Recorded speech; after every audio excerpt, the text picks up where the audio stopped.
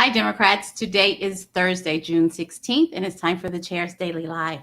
So I usually come on here and give you an update of crazy legislation or what one of our elected officials did that made me mad to try to engage you to vote. So today, I'm not going to do that. I'm not going to complain about any of them. It's tough, but I'm not going to. So what I'm going to do today is to remind you of a couple of things because we are at 12 days, T minus 12 days to election.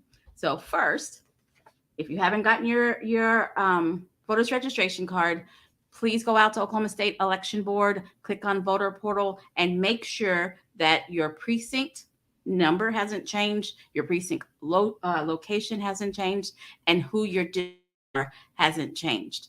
And if they have, make sure that you know what they are, because I've been talking to people all over the state. Some folks, their location has changed. For me, my Senate representation has changed.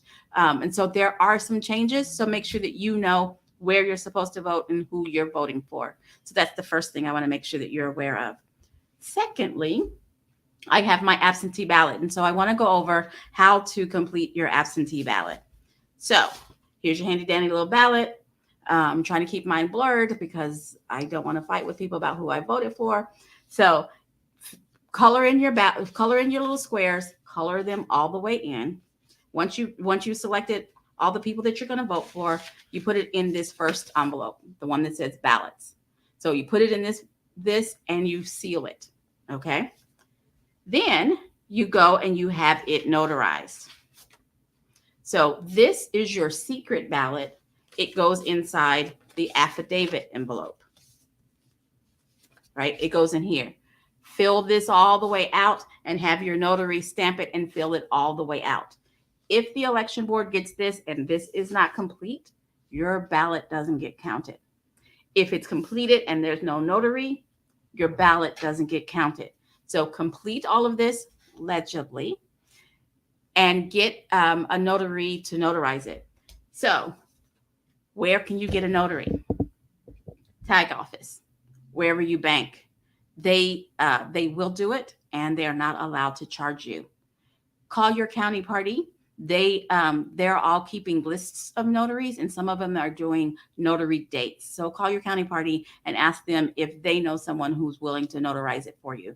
Like I know a lady in Tulsa who would come to my house and notarize if I asked her. So, and then go out to the state election board, click on notaries. They have a list. There are over 5,000 notaries in the state of Oklahoma. So finding a notary should not be a problem. So fill this out, have a notary finish it. So once you get all of these done, they go in this envelope, right? All of this goes in this envelope, and this is the one that goes in the mail.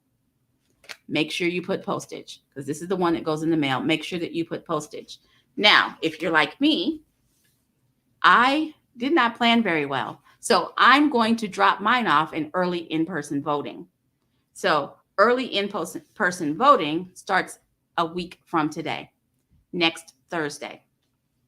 Next Thursday from 8 to 6, you can vote in person at your county election board. That's where, not at your polling place, but at your county election board between 8 and 6, you can vote in person early. You can vote between 8 and 6 in person early on Friday. And then also on Saturday, the 25th, 8 a.m. to 2 p.m. at your county election board, not your polling place, at your county election board.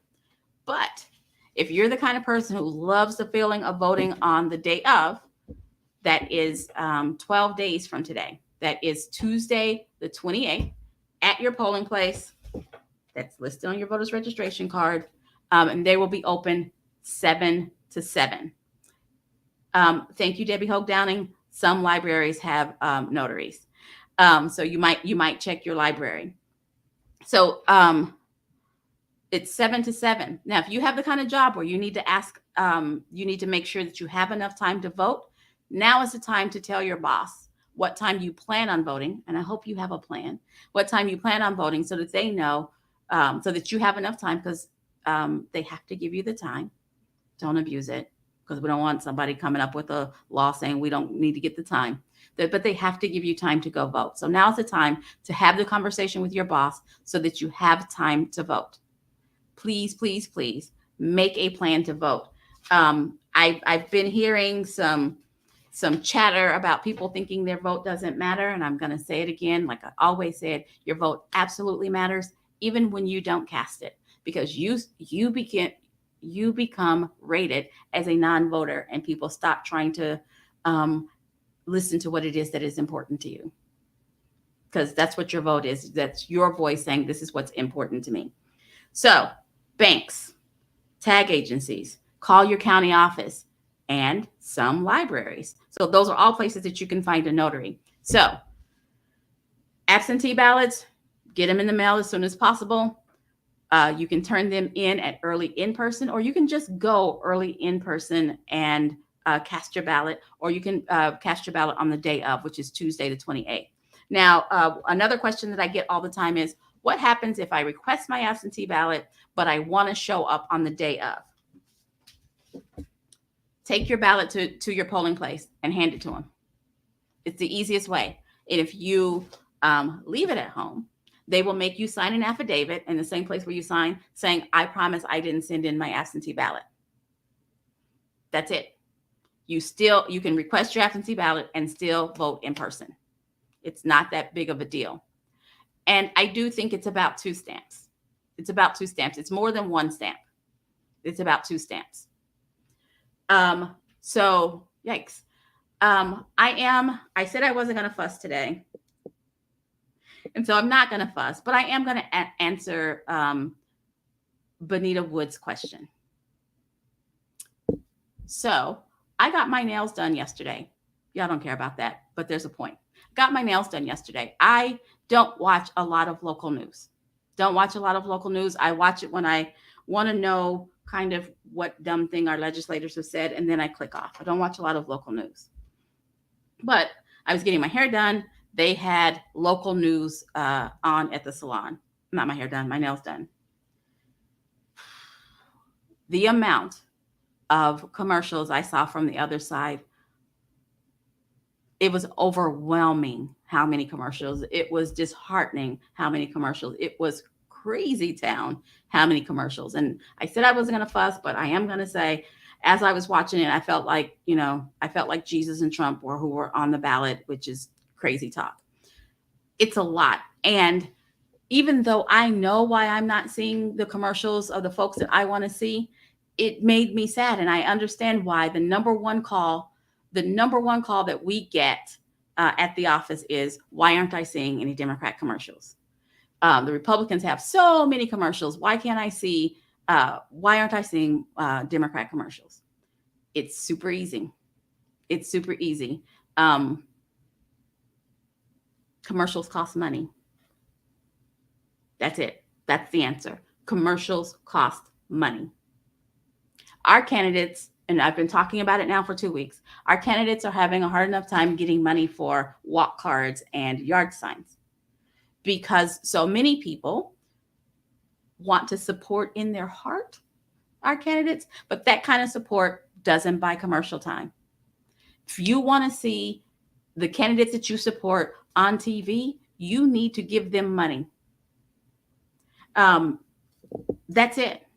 So we can't have it both ways. We can't be mad, and we can't be mad that we're not seeing our candidates on TV while withholding our money. And withholding our money isn't going to make them somehow figure it out and get on TV to earn your money. Because I've had that conversation where people are like, well, I just want to see if they're serious enough to get on TV. If they get on TV, then I'll give them money. You cannot pay for TV time, for ad time on credit. That's not how it works. The Ethics Commission doesn't allow that. When you book a commercial, you got to pay for it up front before they'll ever run it. Some studios, you have to pay for it up front before they'll record it, before they'll give you a schedule. So if you want to see your candidate on TV, if you want to see more Democrats on TV, you and all of your friends need to donate to the candidates, because Y'all saw them. I don't want to call them by name, but the amount of money that is being raised on the other side, it's amazing. It's amazing because just watching, I mean, one candidate, I saw 3 commercials in the 30, 40 minutes I was at the salon for this one candidate. And I was just thinking, how much money is he spending to say stuff that's annoying? Because it was annoying. So if you want to see, if you're mad that you're not getting enough mailers so that you can learn about the candidates, and I keep telling you to go out to the website and learn about them, I'm telling you to go out to the website and learn about them because they're not being able to raise enough money to be able to afford to send you guys mail. They're not raising enough money to make commercials. I wish I could say that it was more complicated than that, and that there was some inside baseball that you just need to know, but that's it. It costs money. So if we want to see Democrats on TV, when they call you and ask for money, give them some. When you go to a meeting and you hear them talk and they have somebody come up and say, well, this campaign costs money, believe them and give them some money. Now, Denise is asking, I wonder how much is dark money or people from out of state? Doesn't matter. Doesn't matter. If you want to see a Democrat on TV, you got to give them money. We try to do things above board. We try to be honest so that folks, when they vote for a Democrat, they know what they're getting. And so yeah, it might be dark money. And if you're willing to accept that it's dark money and there's nothing we can do, then that's one way to go. I want to encourage you to donate. And I've been saying it. You don't have to be a millionaire to donate. You don't have to think that if you can't donate $500, it's not worth it. I have been out there talking to candidates and former legislators, even little amounts. Even if you can give a candidate $25 a month till November, it will help them plan. It will help them know when is a good time, when they will be able to make commercials, when they'll be able to mail cards to your mailbox, because they can set a budget. It's sort of like a paycheck. They're not getting paid, but it's sort of like a paycheck. They have to set a budget. So if you want to see them on TV, give them money. Money costs. Commercials cost. That's really it. It's not, there is not a huge conspiracy. There's not some other way, because dark money, just so you guys know, dark money comes in the form of donations as well. That's where dark money comes from, is someone's donating that. Now they're donating in a way where they don't have to divulge who they are, but they are donating. I'm getting fussed out by candidates who feel like they don't have support, or feel like, the party isn't supporting this candidate or not supporting this candidate. And then I look at the ethics report and the person who's fussing at me hasn't given money to the candidate that they're mad that isn't getting support. That's how you show support. That's because if they get money, other people feel more confident to give them money. That's how it works. That's how it works. If a candidate has, $5,000 in the bank, I feel like they can do something with my little money. I'm adding my money to the other money. So I'm sitting here trying to figure out another way I can say give them money, but I can't think of it. Give them money. That's what it is. All those other candidates you see on their horses, praying, talking about Jesus, talking about Trump, somebody who's probably going to vote gave them money. Somebody who's going to vote gave them money. Keep that in mind. That's who we're up against. All righty. Thanks for joining me, and I'll see you guys tomorrow at 4:15.